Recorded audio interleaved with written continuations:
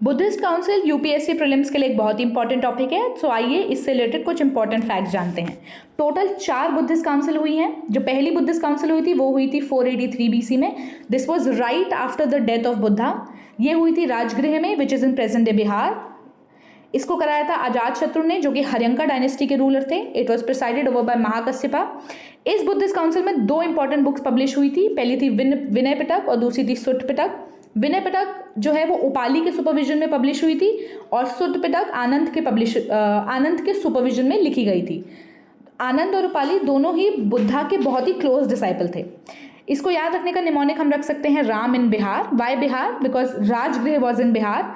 Are is for Rajagriha, A is for Ajatashatru and M is for Mahakashyapa. जो second Buddhist council है वो exactly 100 साल के बाद हुई थी। ये हुई थी वैशाली में under Kalashoka, presided over by Sabakami. इसमें बुद्धिज्म जो है वो 2 सेक्ट में डिवाइड हो गया था। पहला था स्थवर्दिवादेंस और दूसरा था महासंघिका।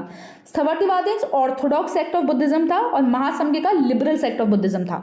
इसको हम याद रखेंगे very kind saint, VKS, where V stands for Vaishali, K stands for Kalashoka and S stands for Sabakami. उसके बाद थर्ड बुद्धिस्ट काउंसिल हुई थी 247 BC में। ये हुई थी पाटलिपुत्र में अंडर अशोका, जो कि मौर्यन डायनेस्टी के रूलर थे, and it was presided over by Moggaliputta Tissa. इसमें तीसरी बुक यानी अभिधम्म पिटक लिखी गई थी। विनय पिटक और सुट पिटक फर्स्ट बुद्धिस्ट काउंसिल में लिखी थी और जो थर्ड बुक थी अभिधम्म पिटक वो थर्ड बुद्धिस्ट काउंसिल में लिखी थी। इसी बुद्धिस्ट काउंसिल के दौरान अशोका ने बुद्धिज्म को फैलाने के लिए दूसरी कंट्रीज में मिशंस भेजना स्टार्ट किए थे।